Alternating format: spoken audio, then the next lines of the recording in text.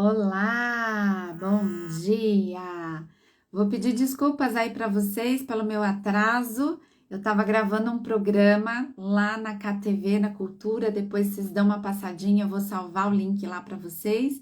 E o programa acabou atrasando e eu acabei atrasando o começo dessa live. Mas vamos lá, a gente vai aproveitar esse nosso tempo o máximo possível. Vocês podem colocar perguntas tanto aqui nos comentários quanto nessa janelinha com uma câmera aqui, se você quiser pedir aqui um ponto de interrogação, tem um balãozinho e um ponto de interrogação.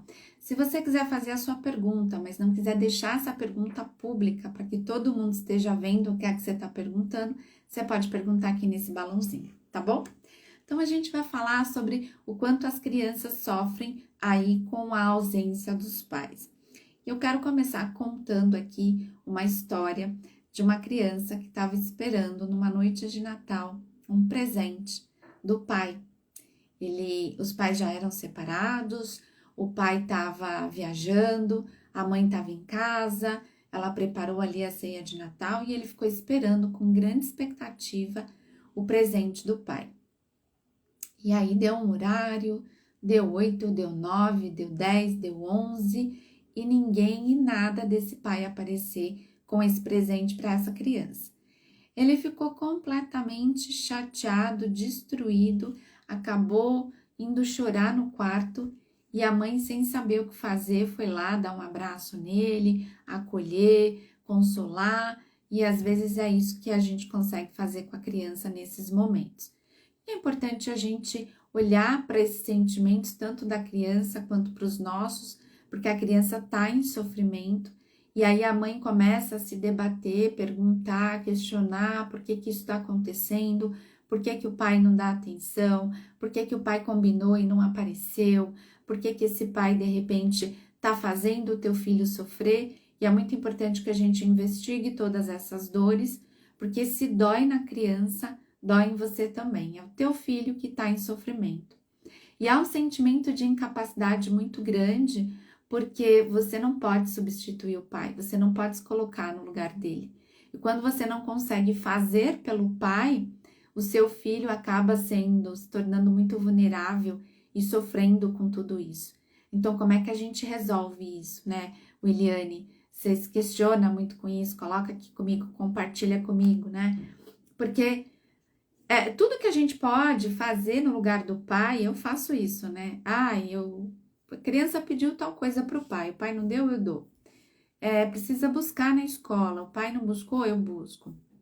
Precisa fazer um trabalho da escola, o pai não quis fazer, eu faço. Mas o que é que a gente não consegue fazer no lugar dos pais? Como é que a gente se sente? A Williane colocou aqui, eu me sinto um lixo por ver ela triste, por atitude do pai. Vamos lá, Williane, a gente precisa olhar para esse nosso sentimento de tristeza com relação à criança e a gente precisa cuidar exatamente desse sentimento de tristeza. Por quê? Junto com a tristeza vem revolta, vem raiva, vem ódio. E toda vez que a gente sente isso, o nosso cérebro ele é acometido por uma série de substâncias que fazem a gente agir com a raiva. E você acaba, muitas vezes, colocando os pés pelas mãos, falando o que você não precisa e não pode falar, fazendo coisas que você não deveria fazer e que provavelmente no futuro você vai se arrepender. Então a gente precisa olhar para esse momento de raiva e nós precisamos encontrar formas de controlar essa nossa raiva para que a gente não piore o estado da criança, o nosso estado e a relação com o ex. Sabe aquela sensação de estar pisando em ovos? Tudo que você fizer pode ser usado contra você. Essa sensação a gente precisa cuidar dela. Por quê? Além de muitas vezes o outro não honrar com a parte dele, ele te coloca numa situação que, se você não cuidar, você se torna a errada da história. Tá fazendo sentido isso que eu tô te falando, né? Porque se você xingar, se você gritar, se você cobrar, a errada vai ser você. E se você falar mal desse pai para essa criança, isso também pode se tornar algo contra você, porque a criança pode fazer essa leitura de diferentes formas a curto e a longo prazo. Então, esse momento de raiva, de incapacidade pelo pai que não está fazendo a parte dele, ela precisa ser auto-administrada. A gente precisa construir os nossos recursos para que a gente consiga controlar isso. Vou compartilhar com vocês o que eu trabalhei ontem na terapia com uma paciente, que vai fazer total sentido com o que eu tô falando aqui para vocês, tá? Enquanto isso, se vocês puderem compartilhar e convidar outras mães para participar dessa live, clica aqui no aviãozinho e convida, tá? Isso vai ser muito bom. Ontem a gente estava falando sobre doenças psicossomáticas. Ela tem rinite, sinusite, todas essas doenças psicossomáticas. E quando a gente vai avaliar as doenças psicologicamente, quando você fica doente, o teu corpo e a tua mente está tentando te dizer alguma coisa. E você precisa prestar atenção nesses sinais. O que é que o meu corpo está tentando dizer? O que eu estou tentando dizer para o mundo para ter desencadeado essa rinite, para ter desencadeado esse meu sintoma? E olha que lindo o insight que aconteceu durante a terapia. Ela disse o seguinte: Sônia, eu já percebi que eu tenho crises toda vez que eu sou contrariada. Ok. E o que é que você busca inconscientemente durante essas crises, então? E ela me disse o seguinte: eu busco que as pessoas me acolham, que as pessoas me cuidem, que eu tenha colo, que eu tenha afeto, que eu tenha atenção, que eu tenha carinho. E ela é uma pessoa adulta, quase aqui da minha idade. Eu quero muito compartilhar isso com vocês, porque quando nós somos mães, se nós não temos essa consciência, nós precisamos desenvolver, que é o seguinte: eu preciso ter autocontrole das minhas emoções para conseguir também ajudar a criança a controlar. Eu preciso ter controle das emoções para não piorar essa situação que não tá boa, que não tá legal. Quando o divórcio acontece, a família tá em conflito, a família tá rompida, tá quebrada, a família tá de alguma forma em sofrimento. E se você xingar, se você demonstrar aquilo que você sente, se você falar as verdades que você tem para esse pai, você só vai piorar essa situação. E você precisa ter essa consciência. Porque senão você vai continuar piorando a situação e ainda vai sair como a vilã da história. Sabe quando você piora a situação, você diz, tirei, falei o que eu tinha que ter falado. Mas depois que passa, você diz, nossa, agora as coisas ficaram ainda piores. E por que isso acontece, né? O homem, o adulto, o pai ou a outra parte da relação, eu não vou generalizar, mas nós estamos aqui na maioria entre mulheres, ele também é um ser humano tentando se restabelecer, tentando entender o que está acontecendo. Ele também tem a sua criança ferida. Ele também tem o seu processo de frustração durante todo esse processo de divórcio. Deixa eu ver aqui, a mãe não pode demonstrar não, tem que engolir tudo e morre entalada. Então, Eliane, a gente precisa encontrar formas de não engolir, mas de redesenhar, de resolver, de sublimar, de superar esse desafio que a vida vai colocando pra gente, né? Eu vou responder o teu comentário, mas quando a gente engole tudo, mas eu tô sentindo que eu só tô engolindo, que eu não estou resolvendo todo esse conflito, todos esses problemas, as chances de que você venha adoecer, elas são grandes, de que você desenvolva ansiedade, que você desenvolva depressão, são grandes. E as chances de que você, de alguma forma, facilite, ajude para que o seu filho também desenvolva esse tipo de doença, também é bastante grande.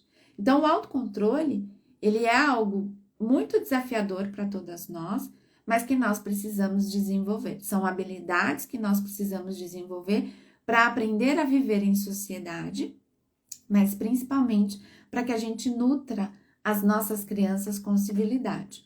Porque aí eu não engulo, eu compartilho tudo, eu despejo tudo por aí, mas a criança, ela tá assistindo tudo isso. Então, o que eu tô ensinando para a criança? Como é que a gente resolve os problemas? Com mais problemas? Na jornada da mãe solo, a gente vai falar sobre isso. Como é que você está resolvendo os problemas? Você está focando em soluções, você está buscando soluções, ou você está trazendo mais problemas para dentro do problema? A gente precisa fazer essas análises e para isso a gente precisa de um pouco de ar, um pouco de lucidez, se afastar um pouco disso tudo para conseguir enxergar com um pouco mais de clareza.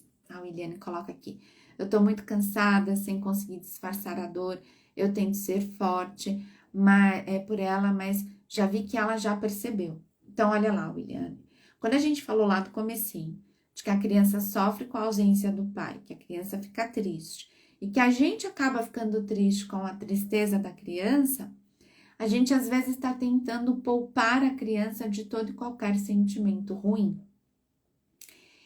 E os sentimentos, tanto bons quanto ruins, eles fazem parte do desenvolvimento humano.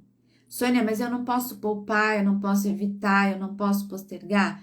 Algumas coisas estão sob seu controle, outras não. Eu não preciso dizer para a criança o tempo todo que eu estou muito bem. Pelo contrário, eu digo para o meu filho: hoje eu não estou muito bem. E ele me pergunta: mas o que foi? Eu digo: são coisas do trabalho, eu estou um pouco angustiada, eu só estou um pouco estranha, estou aqui te avisando para você não se preocupar. Não é com você, mas eu não estou bem, então eu vou ficar mais quieta hoje. E a criança vai aprendendo a partir desse discurso que as tristezas, as angústias, as ansiedades, elas acontecem e que a gente vai cuidando dessa ansiedade umas das outras quando eu sinalizo para quem está perto de mim: hoje eu não estou muito legal, tá? Me deixa aqui quietinho. Hoje eu tô com pouca paciência, hoje eu tô com dor, hoje eu tô com cólica, hoje eu tô com dor de cabeça. E a criança vai entendendo que o sofrimento vai fazer parte da vida, porque ela vai experimentar isso também. Então, o quanto que a gente vai tentando super proteger a criança de todo e qualquer sofrimento, sendo que o sofrimento faz parte da vida.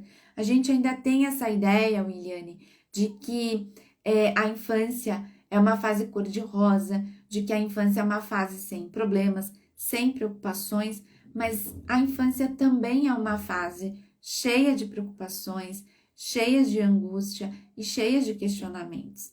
Então, é importante que a gente vá aprendendo a administrar essas questões com as crianças. E eu quero muito trazer um ponto importante aqui para vocês, que é: quando meu pai marca e não aparece, por 24 horas, Cris, só por 24 horas vai ficar salva essa live, tá? Quando o pai marca e ele não aparece, o que eu sinto? Vamos fazer esse exercício? Se você for a criança, só que a criança, o meu pai marcou, não apareceu. Ou o meu pai falou que ia me trazer um presente e não me trouxe. Meu pai falou que ia me ligar, não me ligou. Como é que eu me sinto? Qual que é o sentimento que vocês sentiriam? Escreve aqui para mim nos comentários, né? Meu pai combinou comigo e não veio. E de repente a minha mãe diz assim para mim: seu pai não tá nem aí para você. Seu pai só quer saber dele. Seu pai casou de novo, só quer saber da namorada. Seu pai agora tem outros filhos. O seu pai sempre quis ter filhos, ele nunca quis ter filhas. Como é que eu, criança, vou sentindo e vou fazendo a leitura disso tudo? Que sentimento que vem aí? Deixa eu ver. A minha infância foi perfeita, na adolescência começaram a surgir os problemas. E aos 19 eu tive depressão profunda. Cris, a infância, ela tem medos específicos da infância, tá? Eu tenho vídeos aqui, lives gravadas, mas a infância, a criança tem medo de bicho debaixo da cama. Assista Monstros S.A. que você vai entender um pouco. A infância, a criança tem medo de que os pais morram, que os pais possam sair para trabalhar e que eles não voltem mais. A criança tem medo de não conseguir se expressar. A criança às vezes tem medo até de não comer toda a comida que tá no prato, dependendo da cultura da família. Tá fazendo sentido o que eu tô te falando? Por que às vezes a gente acredita que a infância seja perfeita? Porque há essa romantização da infância. Nós temos quartos cor-de-rosa, nós temos quartos fofinhos, a maternidade perfeita, de que mãe não sofre, de que mãe é extremamente feliz simplesmente porque é mãe. E a gente vai comprando essas ideias e a gente vai honrando com isso quase que como uma obrigação. Eu preciso ser feliz porque a infância é uma fase feliz. Então, eu vou registrando isso, eu vou fortalecendo isso. E aí, consequentemente, talvez a gente vá maquiando esses medos da infância. Mas aí veio a adolescência, a angústia vem da adolescência. E aí a gente tem uma questão de depressão. Eu vou trazer isso nas outras lives, amanhã e depois tem live, no mesmo horário, às 11 horas, tá? E a partir do mês que vem a gente vai falar sobre suicídio com Setembro Amarelo. E para completar aqui, Cris, quando a gente vai fazer uma pesquisa sobre as causas de morte em adolescentes no Brasil, o suicídio já é a terceira maior causa. Então, a gente precisa falar de depressão infantil e a gente precisa falar sobre os conflitos familiares com mais frequência, sim. A gente precisa ter esse esclarecimento. Lares conflituosos são lares que permitem que a depressão e a ansiedade aconteçam com mais facilidade. A gente abre portas para isso em lares conflituosos, tá? Mas a criança não vai não vai te imitando quando você fala que tá doendo, que não tá bem. A Yoshi faz essa pergunta, né? Yoshi, imitar o adulto faz parte do meu desenvolvimento humano, né? Então, como é que a mamãe se sente quando ela tá com dor? E a criança pode imitar? Ela aprende através da imitação. O que você precisa cuidar? Se eu estou sempre com dor, se eu estou sempre reclamando, se eu estou sempre triste, aí a gente precisa de cuidado, a gente precisa de atenção, né? Ninguém tá o tempo todo feliz, mas ninguém tá o tempo todo triste. Se eu tô o tempo todo triste, eu tô entrando no estado de depressão. Sinal de alerta. Aí a criança pode me imitar? Pode, e pode inclusive desencadear sintomas depressivos através desse processo de imitação. Eu já atendi crianças assim. O pai era doente e ele desenvolveu comportamentos similares ao do pai, porque ele repetiu o comportamento do pai. Então, eu vou experimentando o mundo através dessa imitação. E aí é importante que você se faça a pergunta: qual que é o problema da criança me imitar, que eu tô com dor de cabeça, que hoje eu não tô muito bem? Se eu estou sinalizando isso, eu estou encontrando uma maneira de verbalizar para o mundo que eu não estou muito bem. E isso pode ser muito bom, tá? Aqui eu não sei o que você quis dizer, deixa eu ver aqui. A William diz assim: isso aconteceu com a minha filha. O pai ficou de levar no aniversário e não apareceu. Ela ficou brava, bruta e me culpou. E eu só consegui chorar porque eu não fiz nada. Tudo que fiz foi arrumá-la. Então, Eliane, a gente precisa ajudar a você e a criança a fazer a leitura desse comportamento, né? Ela ficou muito frustrada com o fato do pai não ter ido buscá-la. Eles tinham combinado uma festa de aniversário. Por que que ela despejou toda essa raiva em você? Ela queria despejar toda essa raiva em você? Não. Ela queria despejar essa raiva na situação, talvez no pai, porque realmente é muito ruim você se arrumar para encontrar uma pessoa e essa pessoa simplesmente não aparecer. Então, a criança, ela não tem vocabulário, ela não tem ferramenta suficiente para conseguir dizer o que ela está sentindo. Então, ela expressa isso através do comportamento. Então, o que seria ideal dizer para a criança, né?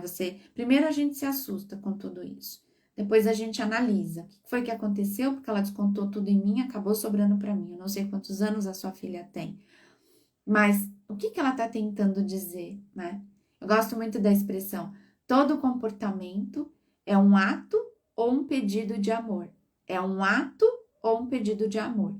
Se a criança não está demonstrando amor, ela está pedindo amor. Me dá atenção, me dá amor, me dá carinho. Então, o que seria bacana dizer para essa criança? Eu imagino o quanto você deve estar se sentindo frustrada por não ter ido a essa festa. Eu te entendo. Mas descontar isso em mim não é legal, porque eu tô aqui fazendo o que é possível, te arrumando, cuidando, te preparando. Então, quando você estiver preparada, eu espero o seu pedido de desculpas. É esperar da criança que ela repare algo que ela fez com você, mas na verdade ela não queria fazer com você. Ela queria fazer com a situação, ela queria fazer com o pai. Ela não entende.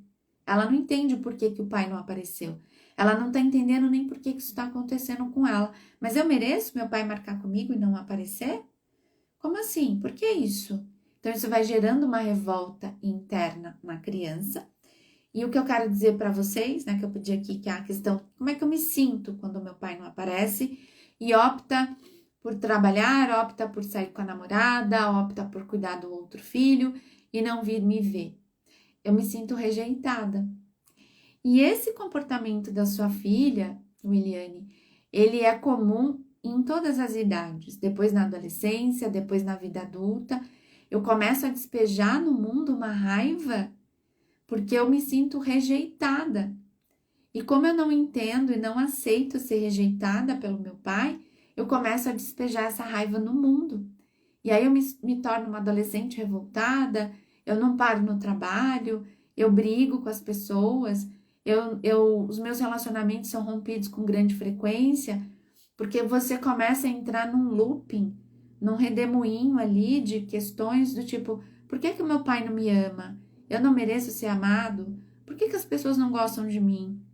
Por que que as pessoas não me aceitam como eu sou? A criança, ela não sabe, ela não tem ferramenta suficiente, isso às vezes é fruto de muita terapia, até o adulto entender que o pai, né, o pai dessa pessoa, também é uma criança ferida, também é uma pessoa mal resolvida, também não tem ferramentas, também não tem maturidade para lidar com determinadas situações. Então, se esse pai não consegue resolver a vida dele, ele acaba causando todo esse trauma na criança.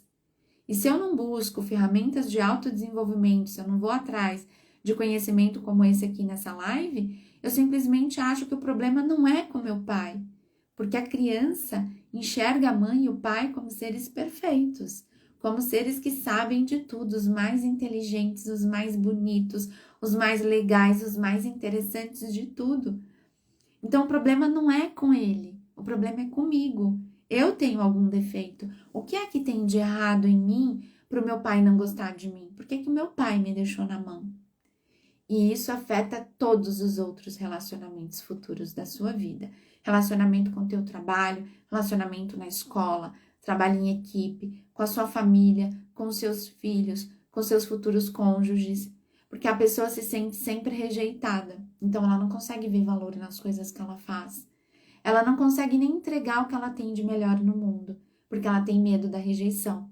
Pode ser que as pessoas não gostem do que eu vá apresentar, porque se o meu pai não gosta de mim, se a minha mãe não gosta de mim, como é que as pessoas vão gostar de um trabalho que de repente eu esteja fazendo? E isso vai minando uma série de outros comportamentos na vida da pessoa. Tá fazendo sentido isso que eu tô falando para vocês? Então a gente tem que tomar cuidado, porque com a nossa raiva do pai, que o pai não fez o que tinha que fazer, eu posso ir alimentando sentimentos extremamente ruins na criança, mas que não vão ajudar a criança a sair disso. Pelo contrário, vão piorar esse quadro. E aí, a longo prazo, você pode se sentir muito culpada por isso. E a gente tem que tomar esses cuidados, porque o que a gente percebe hoje é uma legião de jovens se deprimindo, é uma legião de jovens sem propósito, é uma legião de jovens perdidos, se sentindo rejeitados. E nós nascemos para nos sentirmos amados, para espalhar amor pelo mundo.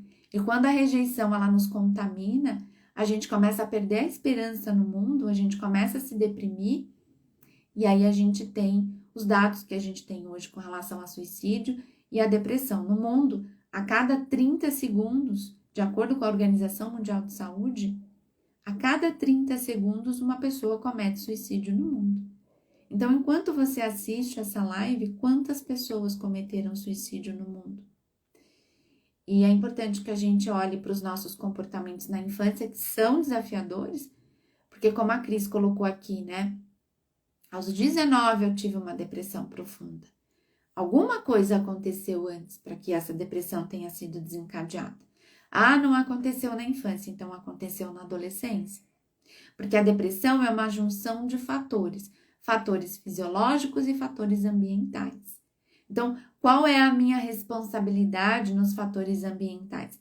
Permitir que a criança viva num lar razoavelmente equilibrado. E aí, Quando eu meto os pés pelas mãos, quando eu deixo a raiva falar mais alto, quando eu xingo o pai dessa criança, quando eu digo que ele é um irresponsável, ou quando a criança vem e me xinga e eu xingo ela de volta, eu não estou ajudando a criança a sair desse ciclo. Você vai dizer, Sônia, mas eu estou cansada. Williane, você é a parte adulta dessa história, né? Quando no comecinho aqui da live eu disse, a minha paciente, ela identificou que quando ela tem uma crise, ela acaba esperando que alguém a salve.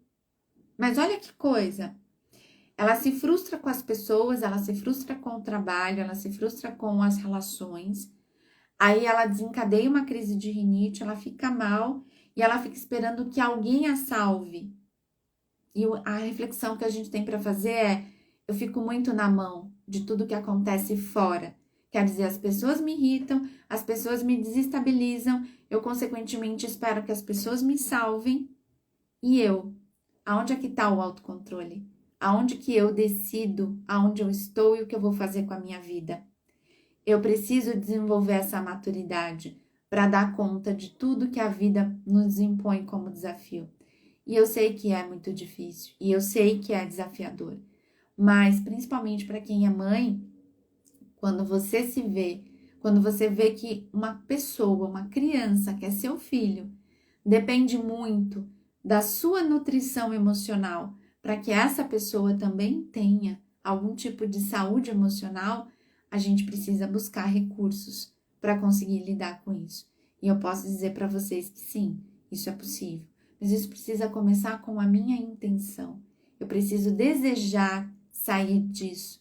Eu preciso desejar não querer engolir a raiva por esse pai marcar e não aparecer. Mas eu preciso buscar ferramentas para lidar com essa raiva e ajudar a minha criança a entender que o problema não é com ela, que essa é uma escolha do pai, não é uma escolha sua. Você é uma criança linda, você é uma criança muito importante, você é uma pessoa muito especial. Depois você conversa com o seu pai e ele vai se explicar para você. E aí é interessante que esse pai se explique. Ai, Sônia, mas se esse pai não se explicar? Aí a gente vai desenrolando essa história. Mas é importante que você acolha essa criança, que você ajude a ela a entender que o problema não é com ela. Essas são questões externas, que têm alguma relação com o teu pai, com a agenda dele, com as coisas que ele tem para resolver. Sônia, mas ela descontou toda a raiva em mim. Acolha. Ela é a criança e eu sou a adulta da história. Eu preciso ter essa consciência para entender que eu sou o porto seguro do meu filho. E por mais que ele esteja abalado, eu preciso me manter firme.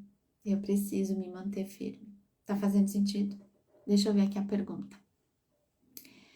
Eu estou perdida. Conta pra mim como é que eu posso te ajudar. Não vou falar seu nome, que eu não sei se eu posso falar, tá? Já aconteceu de eu falar o nome e a pessoa pedir pra não falar. Você está perdida. Você está perdida com o quê? Me conta. Está perdida com o relacionamento com teu ex? Com a referência de educação que você tá dando pro teu filho? Você tá perdida com você mesma? Isso é muito importante, né? Eu tô perdida. A primeira coisa que eu preciso me perguntar é pra onde eu quero ir? Que mãe eu quero ser pro meu filho? Eu usei essa expressão, né, na mentoria da Mãe Solo, e as mães se identificaram muito com isso. Quando você se divorcia, você está desorganizada emocionalmente. Sabe, desorganizada emocionalmente? Ontem eu fiz tanta coisa, e eu estava um pouco desorganizada emocionalmente, então eu fiz tudo atropelado. Eu fui fazer um almoço, gente, mas eu sujei tanta louça que eu olhei para aquela pia e falei, meu Deus do céu, como é que eu sujei tanta louça? O cartão, eu não sabia onde que estava. Eu fui num evento à noite, eu estava completamente desorganizada emocionalmente. E a gente precisa se reorganizar. Mas para isso eu preciso de tempo. Eu preciso de tempo para mim. Não vá pensando que quando você se divorcia, no dia seguinte você está organizado emocionalmente. Não, não tá. Eu vou fazer uma analogia que vai ficar, acho que vai dar um exemplo bacana para vocês. Todo mundo aqui já arrumou guarda-roupa, não já? Todo mundo já arrumou guarda-roupa. Mas às vezes o seu guarda-roupa tá numa situação tão caótica que você tem que tirar tudo de lá de dentro. Aí você fala, meu Deus do céu, como é que tem tanta roupa, tanta coisa guardada aqui? E você precisa ir colocando tudo no seu devido lugar. Quando a gente se divorcia, a gente está diante de um guarda-roupa desorganizado. E o que a gente precisa fazer, né? Quando tá todo esse caos, tudo desorganizado, a gente precisa organizar. E esse vai ser o seu exercício aqui, para depois que você acabar de assistir essa live. Vai lá no teu guarda-roupa e organiza pelo menos uma parte dele.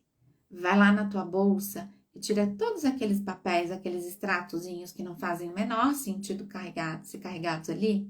Vai lá, joga tudo aquilo fora.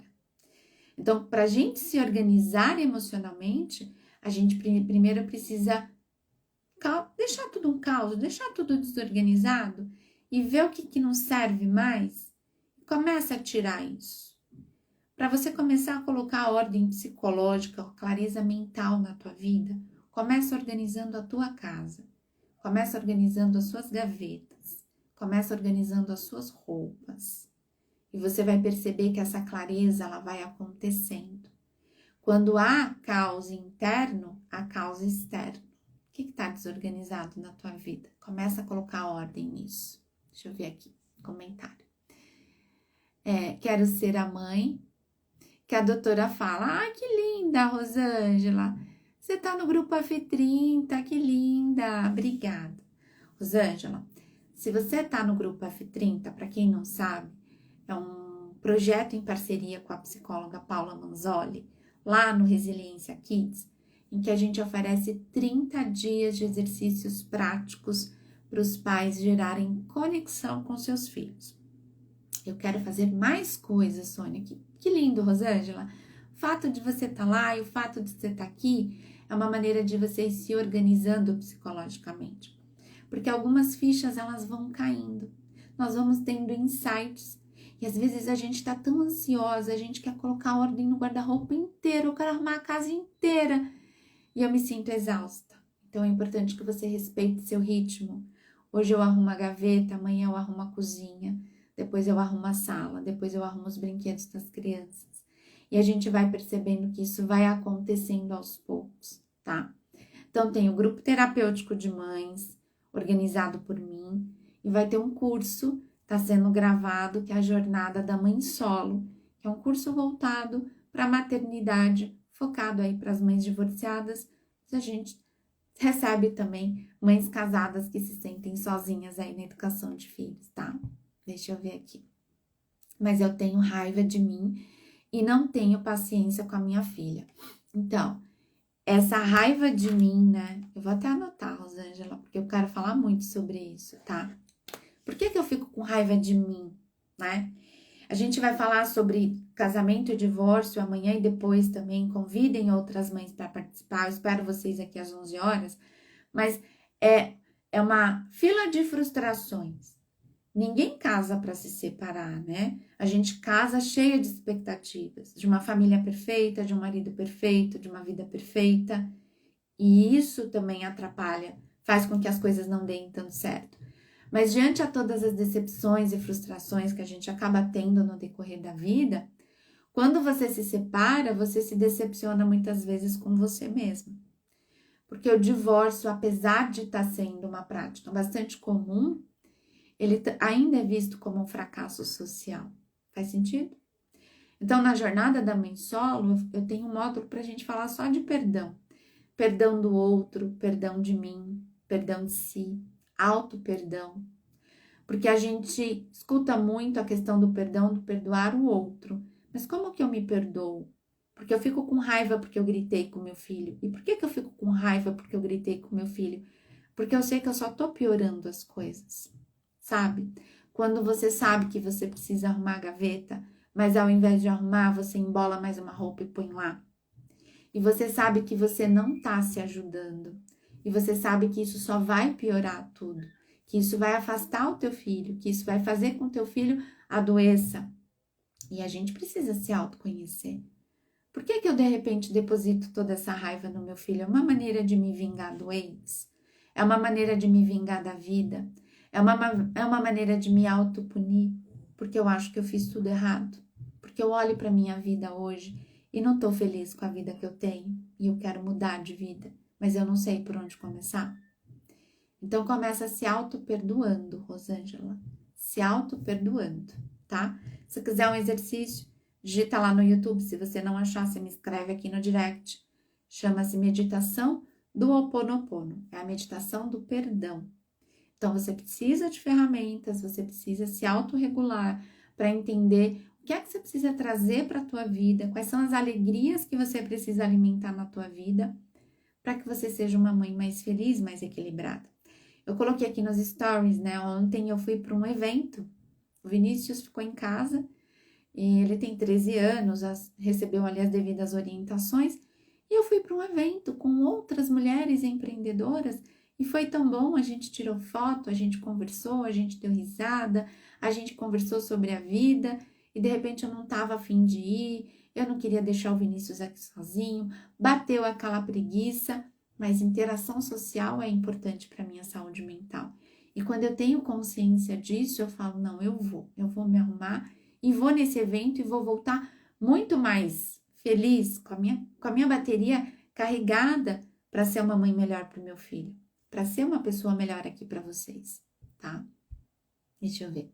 Isso mesmo, eu me sinto tudo desorganizada. Minha filha é triste. Então, Rosângela, continua no F30, vem para o grupo terapêutico de mães. E se você for uma mãe divorciada, vem para a jornada da mãe solo. Continua assistindo essas lives, adota um caderno para fazer as suas reflexões, adote rituais. Eu vou falar sobre rituais na jornada da mãe solo, vou falar aqui também, mas adote rituais que ajude você a manter razoavelmente a sua saúde mental, tá? Eu pratico esportes, eu faço corrida de rua, eu já corri 15, já corri 18 quilômetros, e às vezes quando eu tô muito angustiada, quando eu tô me sentindo muito desorganizada emocionalmente, eu vou pra esteira, ou eu vou pra rua, eu vou correr, eu boto meu tênis e vou correr. Ali eu libero, né, serotonina, neuroadrenalina, vou liberando uma série de hormônios positivos, e volto para minha casa mais tranquila. Mas não é justo descontar na criança aquilo que não está resolvido dentro do nosso coração. Eu sou filha de pais divorciados. Eu acho que eu já contei isso aqui para vocês, né?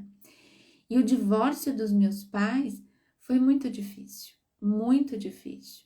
E eu tive ali a experiência de viver com uma mãe frustrada com a vida dela, descontando toda essa frustração nas filhas. E não foi fácil, não foi nada fácil. Hoje eu sou adulta, fiz psicologia para entender toda essa confusão que estava acontecendo ali na minha casa, mas a gente sofreu demais com tudo isso. Então, se eu puder te dar um conselho, não faça isso com a sua filha. Não desconte nela a frustração do seu casamento, do seu divórcio, tá? Deixa eu ver aqui. Hoje já houve um desentendimento com ela, eu tô arrasada. Hoje eu tenho aula de dança. Será que eu devo ir? Vai, Rosângela. Vai na sua aula de dança. Vai te fazer bem. Depois você coloca aqui para mim no direct qual que é a idade da sua filha e qual foi o desentendimento entre vocês. Que eu vou ajudar você a pensar em possíveis soluções para esses desentendimentos, tá? Mas vai sim. A Cris disse que a corrida me salvou da depressão. Cris, sim, a corrida tem esse poder. Vamos correr juntas, vamos marcar um dia aí pra gente correr junto, tá? Nossos filhos não são nosso saco de pancada. Isso, Antônia, os nossos filhos não são nosso saco de pancada. Agora, você imagina, se eu faço do meu filho meu saco de pancada, aí eu percebo que o meu filho começa a se deprimir, ele começa a se tornar uma pessoa triste, sem propósito, e aí eu começo a olhar para mim e percebo que eu sou responsável por essa tristeza do meu filho. Então, eu preciso encontrar forças para ser uma pessoa melhor para mim, para o meu filho e para vocês. Não é assim? E a gente vai compartilhando e a gente vai doando aquilo que vai se transformando dentro da gente com outras mulheres. Por que é legal a gente estar num grupo? Porque uma ajuda a outra, entende? A gente está ajudando a Rosângela. A Yoshi mandou uma mensagem fofa aqui para a Williane. A Williane mandou um abraço para ela. Você acha que isso não faz diferença no seu dia? Claro que faz. Faz diferença no seu dia. Escutar que uma pessoa te mandou um abraço, fala assim, força. Aí isso fica na tua cabeça durante o dia, eu digo força. Força que vai dar tudo certo, eu vou resolver. Meu filho não pode ser o meu saco de pancada. Então, quando você grita com seu filho, vem uma vozinha assim na sua intuição, na sua consciência e diz assim, tá errado, tá errado. Por que você tá descontando no mais fraco? Teu filho pediu para nascer, você acha certo descontar nele a frustração de tudo que deu errado no seu casamento? E o que foi que deu errado? Deu errado porque a responsabilidade é só do pai do seu filho? Será? A gente precisa pensar nisso com maturidade, né? Será que a culpa é do mundo porque tá dando tudo errado? A gente precisa se perguntar, precisa colocar a mão na consciência. Porque senão eu fico muito vitimizada. Eu falei do atendimento de ontem, né? O mundo me descompensa, eu não concordo, aí eu não concordo, eu desencadeio uma crise de rinite, mas eu fico esperando que as pessoas me salvem, que as pessoas me cuidem. Eu fico muito vitimizada, eu fico muito infantilizada. Quer dizer, se o mundo decidir me salvar, se o mundo decidir me cuidar, ok. Mas se o mundo não decidir, eu não decido, eu não tenho esse poder, eu não tenho essa capacidade. Aonde que está a minha maturidade? Então, ter a consciência de que eu estou fazendo alguma coisa errada é o primeiro passo. O que é que eu estou fazendo de errado? E aí eu preciso considerar o que eu preciso fazer de certo daqui para frente. O que eu preciso consertar? Se o meu guarda-roupa está desarrumado, eu preciso olhar para essa desorganização, eu preciso fazer o que com ela? Sentar e reclamar? Sentar e chorar da desorganização que existe no meu guarda-roupa nesse momento? Ou eu preciso fazer alguma coisa para organizar? Por onde eu começo? Pega papel e caneta. Por onde começa? Sônia, eu preciso começar parando de gritar com meu filho. Ótimo, muito bem. O que você vai fazer? Ah, eu vou engolir essa raiva? Você precisa ir para aula de dança, você precisa correr, você precisa fazer terapia, você precisa fazer parte de um grupo de mães para você dizer, gente, hoje deu tudo errado. E alguém olhar para você e dizer assim, tá tudo bem. Às vezes dá ruim aqui também, tem dia também que aqui não tá bom. E aí o seu olho enche de coraçõezinhos, assim como esses que vocês estão colocando aqui, muito obrigada. Porque você diz, nossa, isso não é só comigo. Porque de repente eu esteja exigindo de mim uma perfeição, uma mãe perfeita, que não vai existir. Mas eu posso ser uma mãe melhor. Eu posso ser uma mãe melhor. Eu posso ser uma mãe melhor. Todo dia eu posso ser uma mãe melhor. A gente sempre pode melhorar, né? Eu tinha aqui, gente, um sonho. Meu filho estuda de manhã, então ele acorda às 6 horas da manhã. E o meu sonho era tomar café com meu filho todo dia de manhã. Ah, que legal! Todo dia de manhã eu vou sentar e vou tomar café com meu filho. Só que o meu filho tem 13 anos, né? Ele é um adolescente. Então ele acorda na força do ódio, ele acorda arrastado, ele acorda. Aí ele toma banho, ele troca de roupa, aí ele vem tomar café e eu sento do lado dele igual uma bobona, né? E aí, filho, hoje você vai ter aula do quê? Ele, monossilábico, né? E aí eu olhei para aquela cena e falei, gente, o que eu tô precisando aprender aqui? Né? O que eu tô precisando aprender? Eu quero sentar às 6 horas da manhã e quero tomar café com meu filho. Mas e ele, Sônia? Ele quer? Mas como que ele não quer tomar café comigo? Ele precisa querer tomar café comigo. Talvez ele não queira. E talvez eu esteja forçando uma barra de que o meu filho queira fazer uma coisa que eu quero fazer. Ó a projeção materna. Ó o desejo de perfeição aqui. Mas eu quero. Tá, mas esse querer é meu. E se isso não está acontecendo e eu estou frustrada com isso, quem é que tem que resolver essa frustração? O meu filho, que tem 13 anos? Ou eu, que tenho quase 44? Quem é que vai resolver isso? Quem que é a adulta da história? Quem tem condições de procurar um livro, de procurar terapia, de assistir essa live, de procurar conteúdo que vai me ajudar a entender o que está acontecendo na cabeça de um adolescente? Eu. Então, o adolescente, ele não quer acordar cedo, ele não tá afim de bater papo hoje de manhã e ele não tá nem aí para tomar café comigo. Mas a gente pode almoçar, a gente pode jantar, a gente pode fazer outras coisas juntos. Então, o que será que talvez seja interessante fazer às 6 horas da manhã? Eu vou treinar. Eu boto meu tapetinho, faço os meus exercícios físicos, estou fazendo algo que me faça feliz. Não me frustro com o café monossilábico do meu filho. Ele toma o banho no ritmo dele. ele faz as coisas no ritmo dele e depois, o máximo que a gente se faz é ali, preparar o lanche, dizer, filho, boa aula, até mais tarde. Ou seja, eu tô compreendendo qual que é a necessidade do meu filho. E aí, Yoshi, se eu fico lá insistindo em tomar café com ele às 6 horas da manhã, o que vai acontecer?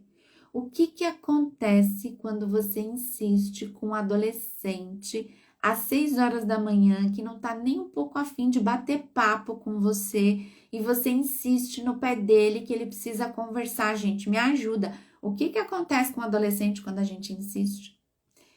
Isso foi o motivo do desentendimento com a minha filha hoje. Ela levanta em cima da hora. Que legal, olha aqui, Rosângela. Como é que a gente pode resolver? Como é que a gente pode ajudar a Rosângela a resolver essa questão, né? Vamos pensar. Só esporro, Yoshi. Se eu continuasse insistindo ali com meu filho, ai, filhinho lindo, vamos tomar café às 6 horas da manhã, eu só ia tomar esporro. Eu ia me frustrar. Aí sabe o que eu faço? O que a maioria das mães faz? Caramba, como você é mal-humorado, como você é mal agradecido. Eu tô aqui toda linda, maravilhosa, querendo tomar café com você. Olha que filho ingrato que você é. Só piorei a situação. Ele vai querer tomar café comigo depois desse sermão? Claro que não. Ele não tá nem aí porque eu tô falando. E a adulta sou eu a responsável por regulá-lo. Ele não quer tomar café, então cabe a mim respeitar esse momento dele, não precisa ser sempre, né? Mas de manhã, ok, ele está acordando. Ele não quer tomar café, então vamos ser felizes? Eu vou treinar, você vai tomar seu café, você vai para a escola até mais tarde. Não é continuar se desgastando, Rosângela, em situações que de repente a gente não consiga transformar. Olha o exemplo que a Rosângela trouxe, que fantástico. Sônia, a briga hoje de manhã foi exatamente por isso.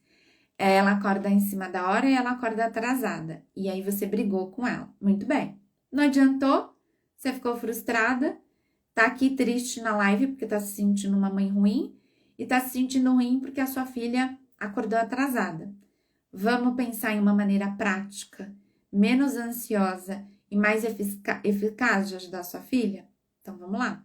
Primeiro, eu não sei quantos anos a sua filha tem, né? Mas eu sentaria com meu filho num horário calmo, de preferência hoje, porque o evento aconteceu hoje, então essa é uma dica importante. Converse sobre aquilo que precisa ser resolvido hoje. Ah, por que não amanhã? Por que não semana que vem? A criança esquece, você esquece. Faz sentido? Todo mundo esquece. Então, conversa hoje, porque a situação tá fresca aqui na nossa história. E vai dizer o seguinte: hoje de manhã aconteceu um negócio chato aqui entre nós. E eu não fiquei feliz com o que aconteceu. Precisamos conversar. Você me tratou assim e eu te tratei assado.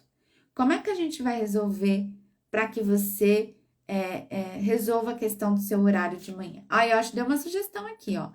Põe um despertador antigo da década de 80, para despertar, que eu quero ver se ela não vai acordar. Boa? Vamos pôr o celular? Vamos pôr o despertador da década de 80? Vamos pôr música para você acordar? Você quer que eu te acorde? Você tá percebendo que sair em cima da hora não tá funcionando? Isso te deixa ansiosa, deixa a gente irritada, deixa a gente isso. Ok. Então, vamos combinar como é que você vai acordar de manhã. Então, o meu filho hoje acorda com o celular dele. Bota o celular para despertar, ele acorda com o celular dele, porque eu ia chamá-lo, tudo bem, eu ia chamá-lo, um belo dia ele se irritou. Aí eu falei, tá, eu fui te chamar, você se irritou. Como é que a gente vai resolver a questão da hora de você acordar de manhã? Eu quero acordar sozinho. Ótimo, então coloca o seu celular, a partir de hoje você vai programar o seu celular e a partir de hoje você acorda sozinho. Sônia, mas e se ela acordar em cima da hora? Deixa ela acordar em cima da hora. Deixa ela sair toda descabelada, atrapalhada. Não interfira. Só senta e assiste. Sônia, mas e se ela perder a hora? Deixa ela perder a hora. Só senta e assiste. Ela bateu porta, ela xingou. Aí, isso você não permite. Você diz, olha, eu sei que você está frustrada com o que aconteceu, mas essa casa é um espaço que precisa ser respeitado. Então, eu não quero bater porta e eu não quero nenhum tipo de grito aqui porque você perdeu a hora. E deixa ela no canto dela, porque ela já tá, a vida já deu o tapa que deveria dar nela. Mãe, eu perdi prova. Então, o que você pretende fazer para resolver este problema? A grande questão, e essa é uma tendência de mães divorciadas, mas no mundo, a gente está diante de uma geração de pais superprotetores e de pais ansiosos. O que a gente faz quando a gente tem um problema? A gente quer resolver. Mas será que eu preciso resolver tudo quanto é problema do meu filho? Será? Preciso? Precisa, gente, resolver tudo quanto é problema do seu filho? Tá fazendo sentido?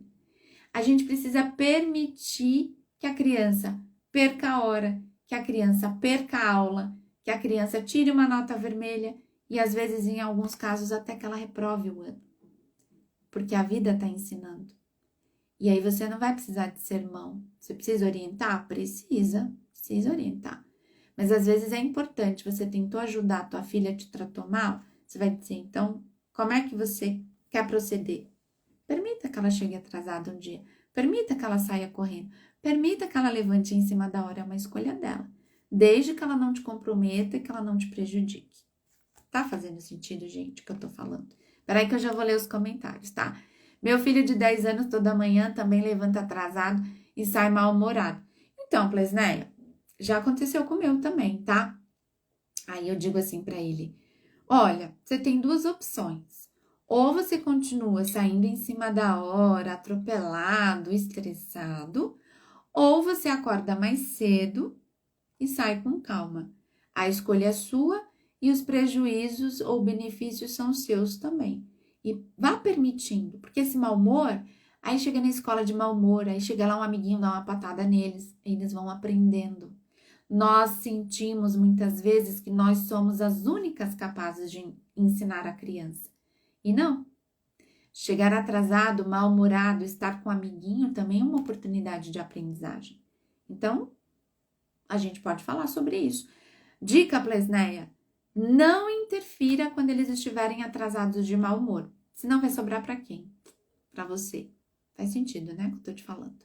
Tem gente chegando aqui, uma galera chegando, a Tchelle, a minha linda, Gilberto, tudo bem? Deixa eu ler as perguntas dos comentários. A Rosângela falou que vai fazer isso, eu tenho que me conhecer mais, ai, deixa o estresse, ela queria um cabelo diferente, eu falei que não dá tempo, isso foi o motivo do desentendimento. Então, Rosângela, ela quer um cabelo diferente, não deu tempo. Ah, eu falei que não ia dar tempo. E aí a gente precisa prestar atenção nos gatilhos. O que são gatilhos, tá? Gatilhos são assim. Eu sei exatamente o que eu preciso fazer para irritar o meu filho. Sabe, não sabe? Ele também sabe o que ele pode fazer para me irritar. Ele sabe. Então a gente precisa prestar atenção no que é que a gente faz para acionar esses gatilhos. Então, quando ela tá atrasada, mas aí ela já tá irritada com o cabelo não ajeitou, e ela queria um cabelo diferente, aí você joga na cara dela, não vai dar tempo, o que você fez? Você acionou um gatilho. Então, a gente precisa prestar atenção nos gatilhos que disparam a raiva na criança, no adolescente. E aí você precisa controlar esses gatilhos, às vezes falar menos. Bom, se ela tá atrasada para a escola e ela tem um cabelo para arrumar, deixa ela arrumar. Às vezes a gente quer ajudar, mas ela pediu ajuda. Mãe, me ajuda. O que você quer? Eu quero isso, isso e isso. Aí ela te dá uma patada. Ah, não vai dar tempo, ela te dá uma patada. Aí você, quando ela voltar da escola, tem uma conversa com ela. Diz, olha, para arrumar o seu cabelo, precisa começar a tal hora. Você acordou atrasada, você estava de mau humor, e eu entendo porque quando a gente acorda atrasado, a gente fica de mau humor mesmo. Mas eu não sou o seu saco de pancadas. Então, eu vou pedir para você respeitar a sua mãe, cuidar, e aí isso vai depender de como tá a relação entre vocês, tá? Fica aqui a dica. Primeiro, você adverte. Olha, eu não gostei daquilo que você fez e gostaria que isso não se repetisse. Repetiu? Você vai dizer, eu não gostei daquilo que você fez e não admito que isso continue se repetindo. Entendeu a diferença aí? Fez sentido? Primeiro eu aviso. Não funcionou? Aí eu venho com uma condição dizendo, eu não espero, eu não permito mais que você faça isso. Eu não admito que você grite comigo, porque eu não grito com você. Eu te respeito. E o mínimo que eu espero é que você me respeite. Ai, Sônia, mas não resolveu. Teve uma outra situação que ele gritou comigo. Pode acontecer, isso não pode ser só uma regra, tipo, gritando, gritando, gritando. Gritou com você de novo, você espera os ânimos acalmarem e vai dizer, você gritou comigo. E eu já disse para você que eu não admito grito nessa casa. Eu fui clara? Fui clara. Eu espero você me pedir desculpas quando você estiver preparado. Eu gosto dessa expressão, eu vou esperar você me pedir desculpas, que é um jeito de dizer, você me deve desculpas. Mas quando você estiver preparado. Porque pedir desculpas entalado, engasgado, achando que isso é uma obrigação, porque você está mandando, também não resolve. Eu quero um pedido de desculpas, mas que você reconheça que você não fez um negócio muito legal. E para isso, não é na hora que a gente pede. Eu espero que você me peça desculpas. A gente precisa dar um tempo para a pessoa, para a criança, entender o que é que você disse para ela, pensar no que aconteceu e genuinamente ela te procurar e dizer desculpas, desculpa. E aí, se você quiser, você pode até perguntar, falar, desculpas por quê? O que foi que você fez que não estava muito legal? Entende? Rosângela, você é muito bem-vinda. Depois você me conta como é que ficou. Escreve no direct. Lá no link da bio, tem o link do grupo terapêutico de mães. Eu vou colocar nos stories também, tá? Para vocês se inscreverem para participar do grupo terapêutico de mães. E daqui a pouco vem a jornada da mãe solo. Eu gostaria muito que vocês participassem desse movimento para que as mães possam se unir, para que a gente possa cuidar melhor das nossas crianças, para que a gente possa evitar a depressão nas gerações futuras, para que a gente diminua a frequência de sofrimento com as pessoas. Então, se vocês puderem, dê print dessa live, convide outras pessoas para participar desse movimento, para a gente se unir, para a gente trocar, para a gente poder ajudar uma outra. Então, Rosângela, você é super bem-vinda. Mães divorciadas têm desafios diferentes, né? Nós temos desafios específicos. Então, é muito bom quando a gente conversa com outras mães que são divorciadas, porque quando você fala das suas dificuldades, isso ressoa. A outra mãe diz, eu já passei por isso, sabe como eu resolvi? Eu já passei por isso, sabe como que você pode resolver? E a gente se sente acolhida, porque a mãe solo, ela por si se sente muito sozinha, né? A sociedade ainda tem muito preconceito com relação à mãe divorciada. Não sei se isso tá fazendo sentido aí para vocês, tá bom? Então dá um print dessa tela, compartilha nos stories do seu Instagram, pega esse aviãozinho aqui, manda essa live para mais pessoas. Eu vou deixar só por 24 horas salva, porque essa live é um spoiler da Jornada da Mãe Solo, do curso que vai acontecer na Jornada da Mãe Solo. Mas sabe o que aconteceu? Eu li tanto e eu gravei tanta coisa legal que eu queria muito compartilhar várias coisas com vocês. E eu falei, Leandro, eu não vou esperar o lançamento, eu quero fazer umas lives aqui, porque eu preciso compartilhar com essas mães o que tá acontecendo aqui no meu coração. E aí eu decidi de última hora fazer essas 3 lives, que era o horário que cabia na minha agenda. E aí surgiu o programa para gravar hoje. Eu acabei chegando atrasada, mas amanhã às 11 horas eu vou estar aqui, na sexta também. E eu gostaria que vocês estivessem presentes aqui com os depoimentos, com as perguntas e com os desafios de vocês. Vocês topam? Estão comigo? Tá? Deixa eu ver aqui o que a Plesneia escreveu. Como conversar com a criança que não se interessa por esportes ou alguma coisa fora de casa, só interessa por jogos online. Plesneia, essa é uma realidade, né, que a gente vive, das crianças desinteressadas pelas atividades físicas. E num primeiro momento, a gente faz um convite. Num segundo momento, a gente dá uma insistida, uma convidada, olha ali, você quer o vôlei, você quer o basquete, você quer a natação, você quer um judô, você quer um karatê, o que você quer? E aí pode ser que a criança não queira nada. E aí você pode experimentar uma outra abordagem. Eu já usei todas elas, tá, Plesneia? Depois eu conto pra vocês a última. Mas depois, hoje não vai caber nessa live, tá? Você vai dizer assim pra criança, olha, é fundamental pra tua vida que você pratique esporte. Aí pode ser, depende da tua relação. Ele pode virar pra você e falar assim, tá, mãe, mas você não pratica esporte. Mas você pode dizer, olha, eu não tive esse estímulo, mas eu sei que isso é fundamental na infância. Se você tiver conversado com o pai, conversei com seu pai e você precisa praticar esporte pelo menos 2 vezes por semana. Para isso, eu preciso que você escolha qual a modalidade. E eu vou deixar você pensar por uma semana, quantos dias você achar que deve. E aí você vai deixar a criança escolher. Se a criança não escolher, a criança virar para você e falar assim, mãe, eu não quero nenhuma dessas opções que você colocou aqui para mim. Você vai dizer, então tá, então eu vou escolher por você, tudo bem? Já que você não consegue escolher, eu vou escolher por você. E é interessante que você coloque um prazo mínimo. Por quê? Nós temos uma geração de adolescentes que começam e param as coisas o tempo todo. E os pais estão completamente perdidos com relação a isso. Então, eu quero judô. Aí eu vou pro judô. Ah, hoje eu não quero mais judô, hoje eu quero natação. Aí o pai vai lá, tira do judô e põe na natação, porque ele falou que ele não gosta. Mas peraí, o que ele não gosta? Quanto tempo tem? Ah, tem 3 meses que tá no judô, ele não gostou. Porque ele perdeu, porque, de repente, o professor falou uma coisa que ele não gostou. Aí a gente precisa avaliar várias coisas, mas inclusive a baixa tolerância à frustração. Persista, você vai dizer para ele, você vai fazer o judô por pelo menos 6 meses, porque aí já deu tempo dele gostar demais, dele desgostar da atividade e continuar, né? Agora ele quer mudar de judô para natação. Aí a gente vai precisar estudar essas variáveis, se a família tem condição de mudar ou não, mas é impondo limites. Não deixa a criança decidir tudo por ela, porque se ela for decidir tudo por ela, ela vai ficar só no jogo online. E decidir tudo por ela não é adotar um método positivo, um método que de fato vai fazer a diferença na vida do seu filho. O que vai fazer a diferença na vida do seu filho é adotar um método que dê amor e que dê limites. Se você não está conseguindo, se o seu filho está decidindo ficar jogando online o tempo todo e você está permitindo, esse é um estilo de educação negligente, não é saudável e os resultados a longo prazo podem ser desastrosos, tá? Isso é bom para muitos adultos, pois muita gente não pede desculpas. Sim, Yoshi, pode usar essa estratégia também com os adultos. Vai escrever sim, espero você na mãe solo, deixa eu ver aqui.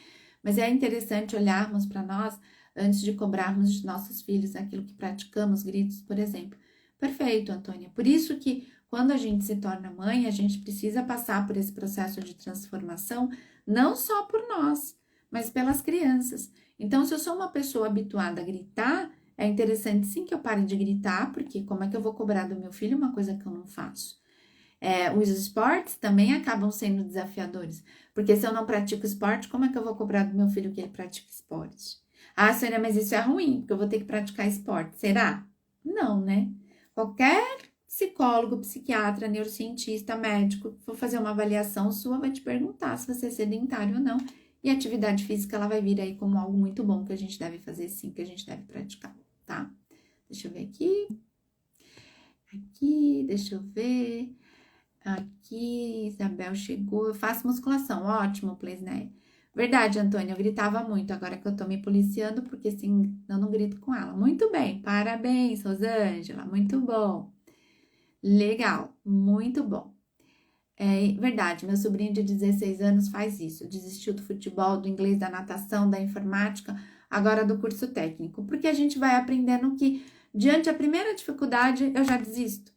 Então, quando a criança está dizendo que ela desiste, qual que é a primeira reação dos pais? Ah, tá bom, vamos trocar, porque ele não quer isso, não vamos ficar insistindo numa coisa. Por que você quer parar? Por quê? Ah, porque eu perco, mas ganhar e perder faz parte da vida, né? Faz parte da vida, tá acontecendo alguma coisa? Será que tem algum motivo de fato? Olha, infelizmente você vai continuar lá. Ah, mas eu não quero. Eu falei, então, mas eu sou a sua mãe. E por enquanto nós decidimos isso coletivamente. Tem a sua opinião e tem a minha. E é importante que você continue, tá? Eu tô sendo negligente, trabalho, meu filho fica com a avó o dia todo no celular. Plesnaia, a gente precisa encontrar uma ocupação para o teu filho. Então, é inscrevê-lo numa prática esportiva e ajudá-lo a praticar, que a avó leve o seu filho até lá. Não se classifica como negligente porque você está diante de uma necessidade, né? É a realidade da maioria de nós. Nós precisamos trabalhar para sustentar os nossos filhos. Então, não fique se policiando, não fique se punindo, na verdade, com relação a isso, porque você está trabalhando também para sustentar o teu filho. Mas vamos pensar em soluções. Quando você tiver com o teu filho, que você invista em tempo de qualidade. E ficar com a avó também é bom, é muito bom viver com a avó. O que não é bom é ficar a tarde inteira no celular. Mas isso com a avó ou sem a avó, a gente pode resolver, mesmo com você trabalhando à distância, tá? Então, não fica nutrindo que você é uma mãe ruim, que você é uma mãe negligente, que você não tá fazendo a sua parte. Foca na solução. Hoje eu preciso ser uma mãe melhor. O que eu preciso fazer para ser uma mãe melhor hoje, tá? Porque quando você se diminui, consequentemente, você diminui a sua potência, a sua força, tá bom? Bom, então, falei bastante aqui hoje, a nossa live durou bastante, eu espero vocês amanhã às 11 horas, espero que vocês compartilhem essa live com outras pessoas, foi um prazer enorme responder as perguntas de vocês participaram, foi muito gostoso, é muito gostoso quando a gente fala e tem gente aí respondendo e tem gente participando, isso torna a live muito mais dinâmica, muito mais interessante. Então, amanhã, às 11 horas eu vou estar aqui, na sexta também, compartilha, curta. Beijo grande, até amanhã. Tchau, tchau. Peraí. Passei anos desistindo de cursos com 15 anos, desisti de curso para meus pais, nunca com resultado. Fui estudar de verdade com 32 anos e terminou. E foi minha aluna! Uhul! Muito bom, obrigada, Thaís. Obrigada, gente. Obrigada pela participação de vocês. Shelly, seja bem-vinda à Jornada da Mãe Solo. Amanhã e depois tem live aqui às 11 horas. Obrigada pela participação de vocês. Que bom que eu não desliguei, que deu tempo de ver aqui os comentários. Sejam todos muito bem-vindos. É muito bom receber o carinho de vocês. Beijo, beijo, beijo. Até amanhã.